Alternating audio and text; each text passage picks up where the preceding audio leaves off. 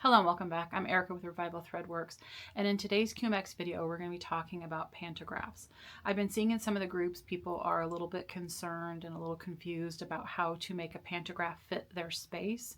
So I've been doing some experiments this week with some different methods that I was thinking about. Some of them worked, some of them didn't, but we're going to go ahead and review those and just kind of talk about some different calculations and different measurements that you can take to hopefully get the result that you're looking for. So if you're ready, then let's get started. Okay, so what I have in front of me here is the practice panel that I used last week when I did my beginner video. Now this is a 4-inch panto, a 3-inch panto, and then we've got a 2-inch border over here. So I wanted to talk to you about a couple of different ways that we can solve the problem. The first thing that you can do is run it off the side of the fabric. So if you can see here, I've taken the panto and I've just run it across the side. Okay, so I've just let it go into this extra space over here. Then I can bind the quilt right here and everything's perfect, and I'll just have my partial panto and everything looks great. However, that was supposed to be a 2-inch border. So when I have a 2-inch border and the panto ends over here, it doesn't really help me figure out how I'm going to handle a partial panto and a 2-inch block, or excuse me, a 2-inch border. So I thought that what I would do, I've seen this in the Facebook groups and I wanted to try it out myself, and that is to let the panto run until you get the place where you need it to stop, and then you just stop the machine, cancel it, go about your day, and you have a partial panto sewn out. And in theory, it's a wonderful idea, and I would think that with a lot of designs, that's going to work just fine. But with this design, it doesn't work, and I'm going to show you why. So let me zoom in here real quick. Let me see if I can get the zoom. Okay, so here's why. So the panto starts right here, and it does its sew out. I needed to stop right about here. So I stopped the machine when it got right about here, right? And I thought, okay, this is going to be great. Well, when I stopped it here, I realized that the path that this takes is from here to here, down to here. So when I stopped this one up here, I'm missing the whole lower half of the panto in that space. So that didn't work either. So I've been experimenting a little bit this week. I did another experiment down here. And what I did is I obviously moved it over a little bit, but I started sewing and I got to right about here and I stopped. Okay. Then I took my repair tools and I moved forward a little bit and started to sew a little bit of this. And then when I got towards that border again, I stopped. So this is a partial fix. It's a little bit over my border, so I would probably have to do a little bit more experimenting with that to see how that works. And it does work. It does solve the problem. But then I started thinking about how we could figure out how to make it work in the space before we ever get to the machine. So I wanted to go ahead and we're going to stop right now. We're going to go to the machine and I'm going to show you some things that you need to figure out before you start sewing. So that way when you get your quilt on the machine, you know exactly what you're doing. You know exactly the size that you want. You know the exact size panto that you're going to use. So let's go over to the machine. Okay, so before we go over to the machine and I show you how we're going to calculate this out, we're going to choose an arbitrary width of, let's just say 55 inches, okay? So when we go over to the machine, we're going to be making the assumption that we need to fit this panto within 55 inches, okay? So when we go over there, hopefully you'll keep in the back of your mind 55 inches. And when I go back to the computer to show you some of the calculations, we'll make sure that we're at 55 inches, but 55 inches, keep that in your mind. Okay, so my purpose here today is to show you how the information on your screen can help you figure things out well before your quilt is ever on the machine. So for me, my quilt is not even on the machine. I'm just pulling this up because I want to show you some things. So when we're working with our 55-inch border that we talked about, or not border, 55-inch quilt that we talked about, so we have 55 inches that we need to find a panto to fit. I would recommend that you go through your library, choose a couple of different pantos that you would be okay with having on your quilt. In other words, I would probably not get your heart set on just one. I would pick one or two that are going to work. And then we're going to go into the screen. I've already homed my device. We're going to go into the simple panto. Now we're going to just choose a design. So at this point, my first one is the tools that I've been using in a lot of my tests. We're just going to pick that. So what's going to come up on the screen is just, the basic input here. It's going to, it's just going to show up. So what we're going to do is we're going to go to the highest that our machine can go. So for me, I can actually go between 9 and 10, but I'm going to go ahead and just stick with 8 for purposes of this video. And I want you to just kind of pay attention to what you're seeing up here. Okay, so I'm trying to find the design height of 8, but what I'm actually going to be paying attention to is this number right here. This is the total width of the design based on the height that I choose. Okay, so I'm going to go to 8, and it's going to cut off here in just a second. So I'm just going to be watching those numbers so that I know what is going to come. So I'm at 22.41, 23.16. Now I'm at 23.91, I think. Okay, so now that we've chosen the highest height that I want to go, it's put it in here a little bit less than the width of my Panto here. Now, what the goal that we're trying to do is figure out what one design measures as far as the width. Now, could we take this number here, divide it by 1, 2, 3 repeats and get that number? Yes, we absolutely can. But what I want to do is to take my machine, measure out my start and my end with as far as I can go. So that way another data point that I can get is exactly how far across I'm going to be with one full run. Okay, so hopefully you could follow that. What I'm going to go ahead and do is move my carriage to be as far over to the left as I can do for my start point. Then I'm going to move it all the way over to the right for the end point, and we're going to see how this is going to change. I think it's going to give me maybe one more repeat. So let me go ahead and do that, and then we'll come back here and we'll talk about the rest, okay? So literally, I'm just setting my start point as far over to the right as I can go. And, hopefully you can see this is the little thingy that's moving, and we're going to go as far over to the right as we can go.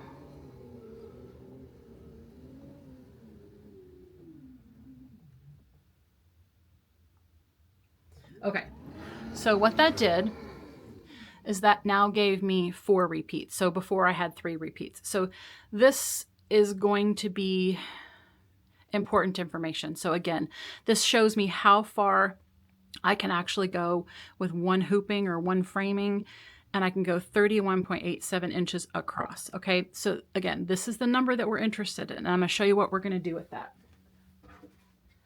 So to my elementary teachers that taught me handwriting, I'm so very sorry.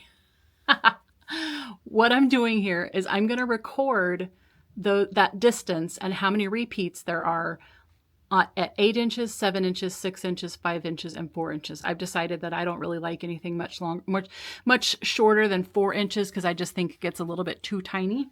So what I'm going to record is this number, the 31.87 inches, and this is at the 8 inch. Oops, hang on. The 31.87. And then I'm going to record how many repeats there are. So there's 1, 2, 3, 4. Okay. So 31.87 inches across by 4. Okay. Now we're going to go back and we're going to reduce the height. So now we're going to go to 7 inches height.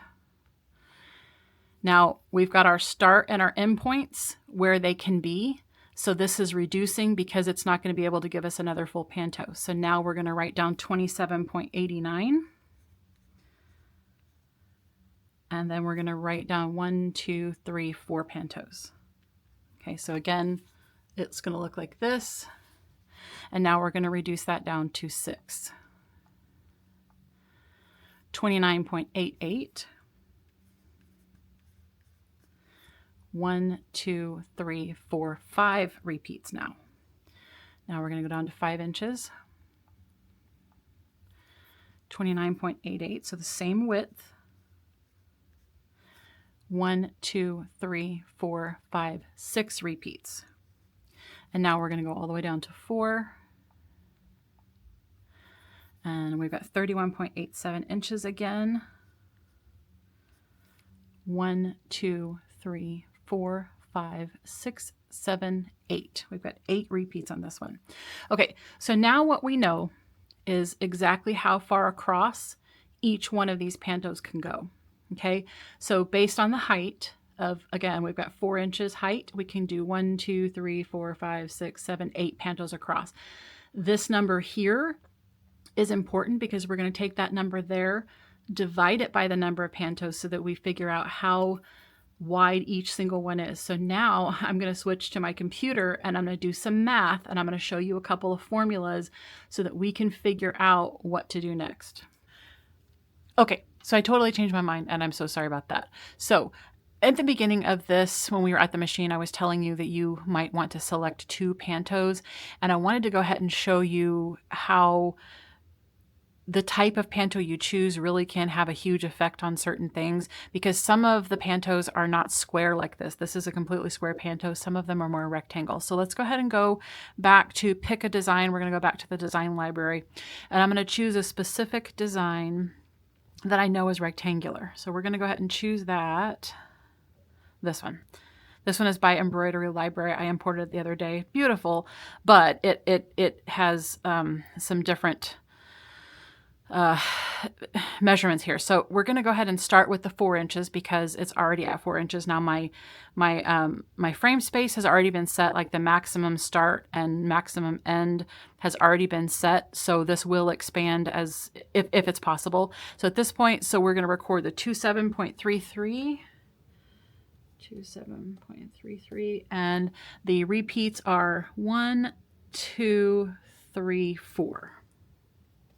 Okay, now we're going to go up to 5 inches. Okay, and we're at 25.62 with 1, 2, 3 repeats.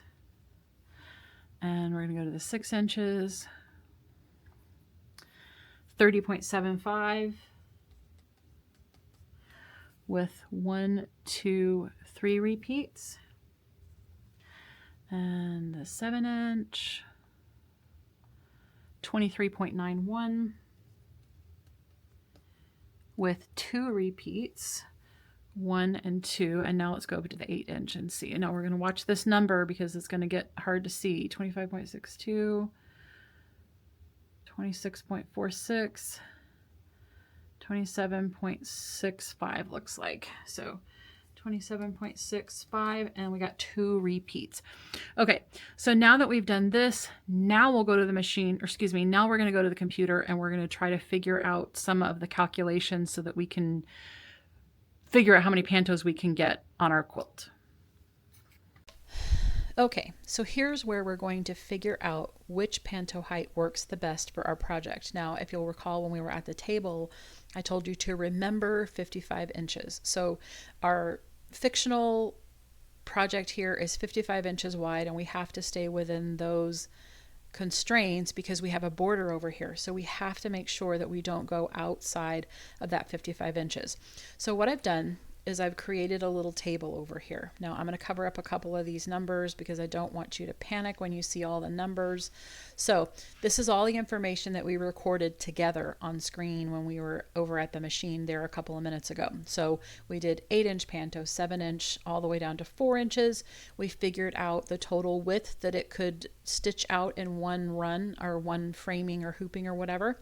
And we figured out the number of repeats. So then the next thing we have to do is figure out the size of a single panto. Okay, so what we're going to do is we're going to take this 31.87, so 31.87 divided by the number of repeats, which is 4, and now we're left with 7.96. We're going to round up to 2 decimal points, so 7.97.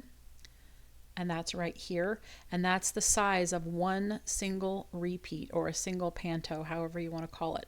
So now what we have to do is take the 55 inch project that we have, divide it by that single panto, which is 7.97 there on that top one, and we come up with 6.90, because again we're going to just do 2 decimal points. So now we're at 6.90.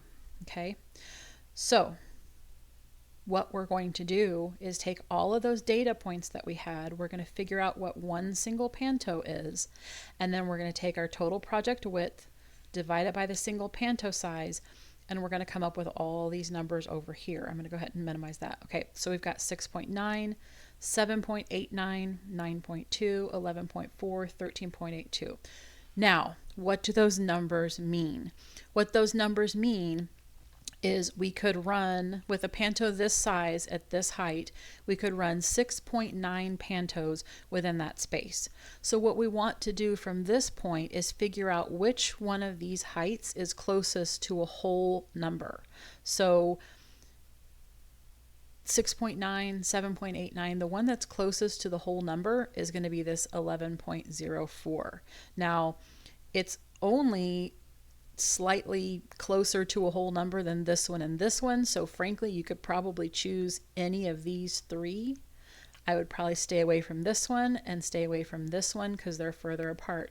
So by figuring out what our width is and our panto size and all those different things with all this math, when we get to our machine, we decided that the closest to the whole number is 5 inches. So we go to our machine, plug in 5 inches, and you are done. And you're not worried about the panto being too big. You're not worried about having a blank space. You've got it all figured out already before you ever get to your machine.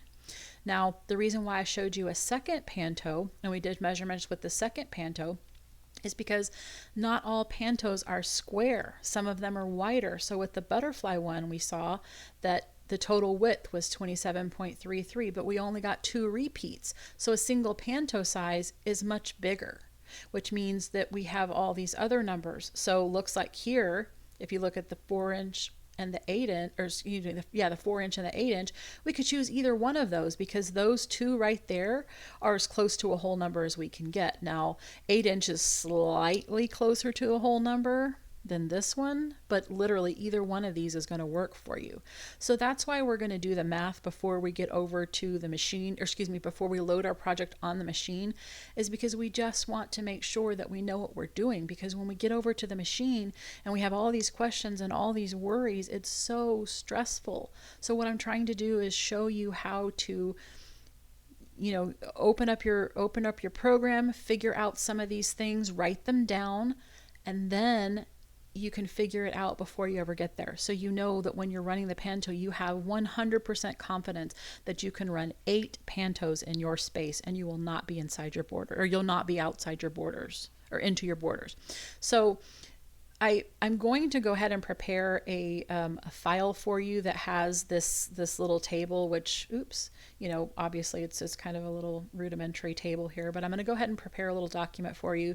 I'm going to put it down below with a link so that you can download it, so that way you can print it out and you can do a little bit of this yourself. Now, I'm also going to put this little formula here. I may have to write it out so that it's a little bit different, so that it's a little bit more understandable, but really, here's the formula. So you're going to take the height of the panto, divide it by the number of repeats. That tells you the single panto size. Now you take your total project width, which for our sample was 55 inches. We divide it by that single panto size that we found, and then we figure out which height gives you the closest whole number, and then we use that height. So again, all this is just to show you a way to do a little bit of work before you ever get there. Figure this all out so that you're smooth sailing when you get to the machine. So thanks for hanging in there with me on this one. I know that this one wasn't nearly as fun as some of the other ones I've done, because this one was pretty math heavy. But I wanted to go ahead and demonstrate to you how you can figure out what kind of pantos or how many pantos you can get on your project before you ever even take it to the machine. So if you can do a little bit of pre-planning, I think that you will end up being way happier with your final project. And then when you get to the machine, it'll be so much less stressful. So I hope that you learned something. I hope that you enjoyed this video. And if you did, please like, share, subscribe, comment. All those things are really important to my channel. So thank you so much for watching. I hope you have a great weekend, and I'll see you next week. Bye-bye.